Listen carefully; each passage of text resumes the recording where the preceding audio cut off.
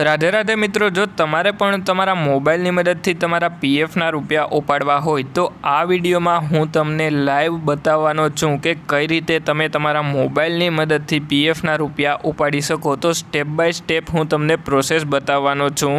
तो एना माटे सौथी पहला तो तमारे तमारा मोबाइल में कोईपण एक ब्राउजर ओपन करी लेवानुं। जो तमारा मोबाइल में क्रोम ब्राउजर होय तो क्रोम ब्राउजर में तमारे ईपीएफओ करीने सर्च करी लेवानुं अने पछी तमारे आ जे पहेली वेबसाइट आवे एनी उपर एक वखत क्लिक करी लेवानुं।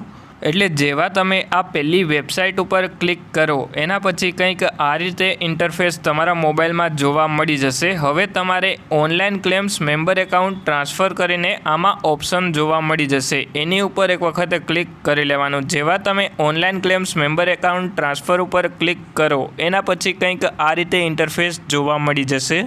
एटले हवे तमारे तमारो यूएएन नंबर तमारी पगारनी स्लीपमांथी जोई अने एंटर करी अने तमारो जे पीएफनो पासवर्ड होय ए एंटर करी अने नीचेनी तरफमां केप्चा एंटर करी लेवानो। एटले हूँ आ बधी ज डिटेल एक वखत एंटर करी लऊं अने पछी जेवा आपणे साइन इन उपर क्लिक करीए एटले आपणा मोबाइल नंबर पर ओटीपी आवी जाय। ए ओटीपी आपणे एंटर करी अने ओटीपी सबमिट करी लेवानो। एटले हवे हूँ आज क्लायंटનું काम करूँ छूँ एनो ओटीपी आवी गयो छे तो ओटीपी हूँ एक वखत एंटर करी लऊं। जेवा आपणे ओटीपी एंटर करी लईए एना पछी आपणे सबमिट पर क्लिक करी लेवानुं। एटले हवे आज क्लायंट छे एमणे घणा टाइमथी ईपीएफओनी वेबसाइटमां लॉगिन कर्युं न हतुं। એટલા માટે જો તમે ઘણા લાંબા ટાઈમ સુધી તમારા પીએફ એકાઉન્ટમાં લૉગિન ના કરો તો તમારો પીએફનો પાસવર્ડ તમારે અપડેટ કરવો પડે। એટલે હવે આપણે પહેલાં ઓલ્ડ પાસવર્ડમાં ક્લાયન્ટનો જે ઓલ્ડ પાસવર્ડ છે એ એન્ટર કરી લઈએ અને પછી ન્યૂ પાસવર્ડમાં આપણે જે પણ પાસવર્ડ સેટ કરવો હોય એ પાસવર્ડ એન્ટર કરી અને કન્ફર્મ ન્યૂ પાસવર્ડમાં ફરીથી એ પાસવર્ડ એન્ટર કરી લઈએ અને પછી નીચેની तरफમાં આ બોક્સ ઉપર ક્લિક કરી લઈએ। એટલે મેં બધા જ પાસવર્ડ એન્ટર કરી લીધા અને પછી નીચેની तरफમાં આ બોક્સ ઉપર એક વખત ક્લિક કરી લીધું। એટલે પછી નીચેની तरफમાં આપણે ગેટ આધાર ઓટીપી કરીને જોવા મળી જશે। એની ઉપર એક વખત ક્લિક કરી અને ઓકે ઉપર એક વખત ક્લિક કરી લેવાનું। એટલે પછી આપણા મોબાઈલ નંબર ઉપર એક ઓટીપી આવી જશે। જે પણ ઓટીપી આપણે આવે એ ઓટીપી એન્ટર કરી અને પછી આપણે ચેન્જ પાસવર્ડ ઉપર એક વખત ક્લિક કરી લેવાનું। એટલે હવે મેં ઓટીપી એન્ટર કરી લીધો અને પછી જેવા આપણે ચેન્જ પાસવર્ડ ઉપર ક્લિક કરીએ એટલે આપણો પાસવર્ડ ચેન્જ થઈ જશે અને પછી આપણે ક્લિક હિયર ટુ લોગિન ઉપર એક વખત ક્લિક કરી લેવાનું। એટલે હવે હું ફરીથી એક વખત ક્લિક હિયર ટુ લોગિનમાં ક્લિક કરી અને યુએએન નંબર અને પીએફનો નવો પાસવર્ડ અને કેપ્ચા એન્ટર કરી લઉં।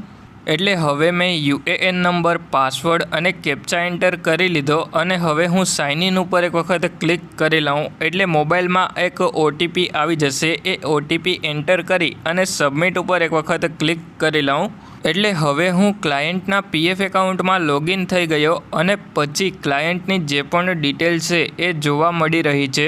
એટલે હવે આપણે પીએફના રૂપિયા ઉપાડવા માટે ઉપરની તરફમાં 3 લાઇન ઉપર ક્લિક કરી અને પછી આપણે ઓનલાઈન સર્વિસીસ કરીને ઓપ્શન જોવા મળી જશે। એની ઉપર એક વખત ક્લિક કરી અને પછી આપણે ક્લેમ કરીને ઓપ્શન જોવા મળી જશે। એની ઉપર એક વખત ક્લિક કરી લેવાનું। એટલે જેવા આપણે ક્લેમ ઉપર ક્લિક કરીએ એના પછી આપણે જે પણ પીએફ એકાઉન્ટમાં બેંકની કેવાયસી કરેલી હોય એ બેંક એકાઉન્ટ નંબર એન્ટર કરી અને વેરીફાઈ ઉપર એક વખત ક્લિક કરવાનું થશે। અને જો તમારા પીએફ એકાઉન્ટમાં બેંકની કેવાયસી બાકી હોય તો સૌથી પહેલાં તો તમે બેંકની કેવાયસી કરી લેજો। આપણે બેંકની કેવાયસી કરેલી હતી એટલા માટે આપણે બેંક એકાઉન્ટ નંબર એન્ટર કરી લીધો અને પછી જેવું આપણે વેરીફાઈ ઉપર ક્લિક કરીએ એના પછી આપણે યસ અને નો કરીને વોર્નિંગમાં ઓપ્શન જોવા મળી જશે। એટલે હવે હું સ્ક્રીન રોટેટ કરી અને તમને લોકોને બતાવી દઉં કે યસ અને નો કરીને ઓપ્શન જોવા મળી જાય એમાંથી યસ ઉપર એક વખત ક્લિક કરી લેવાનું। એટલે પછી તમારો બેંક એકાઉન્ટ નંબર વેરીફાઈ થઈ જશે અને સાઈડમાં તમને ગ્રીન કલરમાં રાઇટ કરીને સિમ્બોલ જોવા મળી જશે। એટલે જેવો આપણો બેંક એકાઉન્ટ નંબર વેરીફાઈ થઈ જાય એના પછી નીચેની तरफમાં પ્રોસીડ ફોર ઓનલાઈન ક્લેમ ઉપર એક વખત ક્લિક કરી લેવાનું અને પછી તમારે નીચેની तरफમાં સિલેક્ટ ક્લેમ ઓપ્શન ઉપર ક્લિક કરી અને પીએફ એડવાન્સ ફોર્મ 31 સિલેક્ટ કરી લેવાનું।